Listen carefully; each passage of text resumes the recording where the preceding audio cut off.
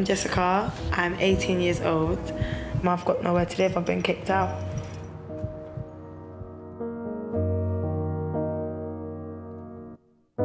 Basically, I had an argument with my mum and she kicked me out.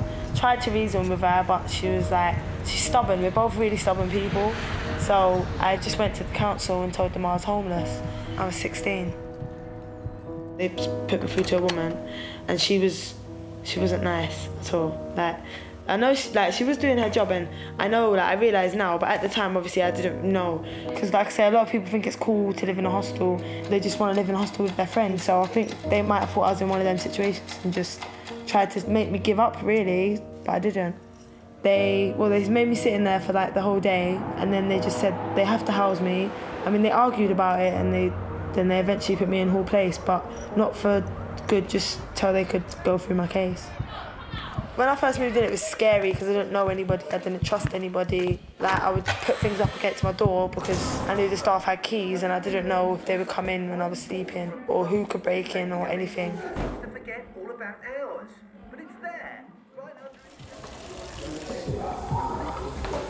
under. Like, you had shared kitchens and shared bathrooms, but the kitchens, I mean, they had cleaners, but visitors would do things during the day, so come night time you couldn't really eat because they only cleaned in the morning. You can't really decorate, you can't really put things up, you can't change your locks. And they had no heat appliances, rules, no heat. So what about my hair straighteners? Like, sorry, it's not a big deal, yeah, but when you don't have anywhere else to go, you expect to be able to feel comfortable where you're staying. And loud music, people running up and down, and like fights and arguments as well. Yeah, it was just a bit wild.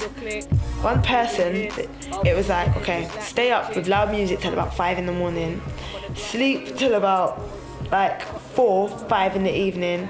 There was nothing for them to do, really. Because there ain't really enough money all the time. You have to go back to that little box room. Felt like a prison in there. In Gosport's £45, £50 a week.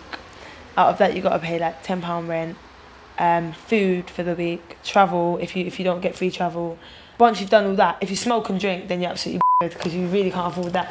So it's like a lot of people think it's cool, think it's great. I can have my friends around, I can be free, no curfew, do my own thing, but it's nowhere near as fun as people seem to think it is. One woman, Elaine Tomlin, I think if I didn't have her, and a lot of people in the whole place didn't have her, then it would have been a lot harder.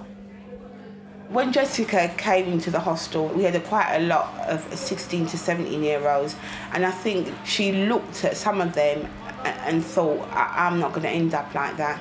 And I think some of them motivated her to actually give herself that extra push in her life to say, look, I want more than that. I just kept myself to myself and then went to college in September as well, and that took my mind off of all place and things around. All the negative things, it just got me occupied and stuff. I just about passed my course last year, the way I was constantly upset and the things I was going through. So hopefully I can put my head down this year. I know I'm a strong person and I know like what I'm capable of doing. Like, I just know I can get through anything, trust me. I know I can. My advice to people that are thinking of leaving home is, if you've got the time or opportunity to plan your move, then plan it, make sure you're ready, make sure it's the right decision, because if you jump into the deep end, you can end up in my situation. And take that from me, that's the last place you want to be.